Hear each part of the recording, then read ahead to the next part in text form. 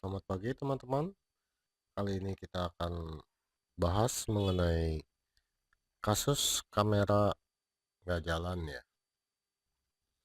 Kameranya iPhone XS Max yang versi Intel ya.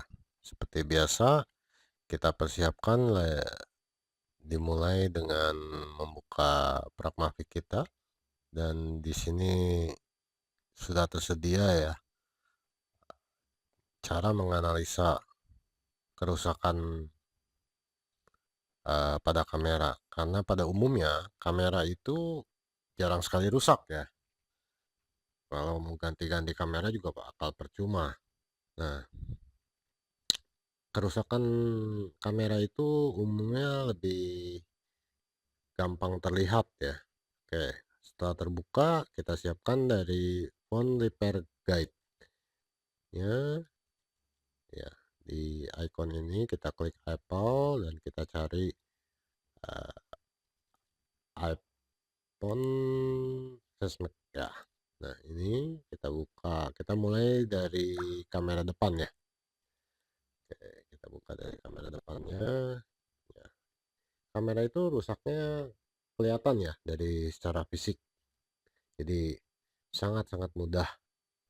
Tapi kalau misalkan nggak jalan, nah ini kita harus cek lebih mendalam di area hardware-nya. Kita mulai dengan seperti biasa kita gunakan Sanwa, karena Sanwa ini eh, dikhususkan untuk tegangan rendah ya. Tegangan rendah ini cocok sekali untuk iPhone ya.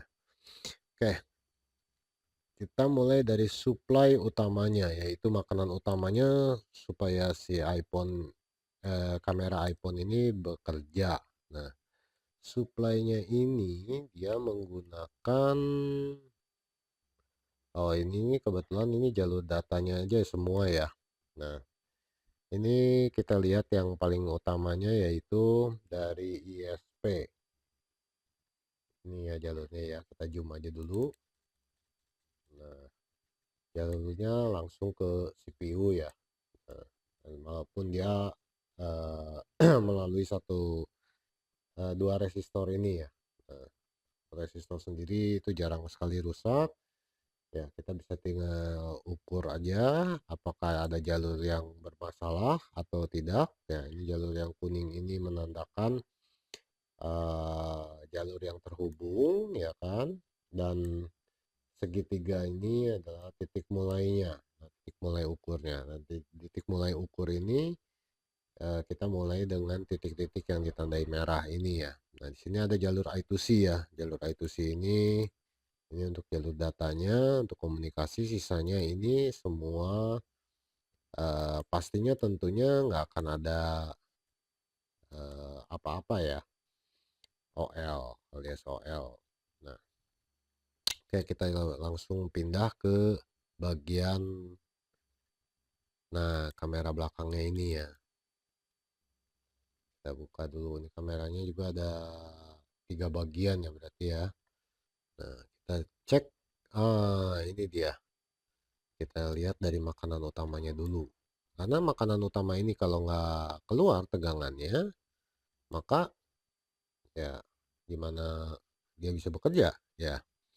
Oke, di sini terlihat tegangannya itu tegangan 3,3 volt ya. Tegangan 3,3 volt ini biasanya untuk tegangan utamanya. Ya, di sini ada dia masuk ke dalam power power IC power ya.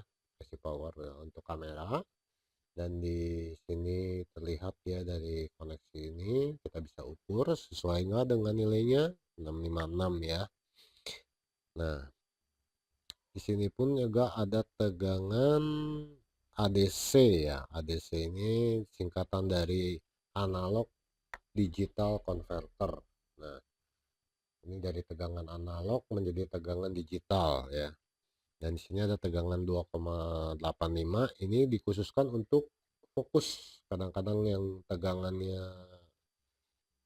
kurang di sini untuk yang 28 nih, 2,85 ini yang menyebabkan dia gambarnya nggak bisa ngefokus gitu ya, kalau kameranya nggak bisa fokus. Nah, ini untuk tegangan 1,8 nya.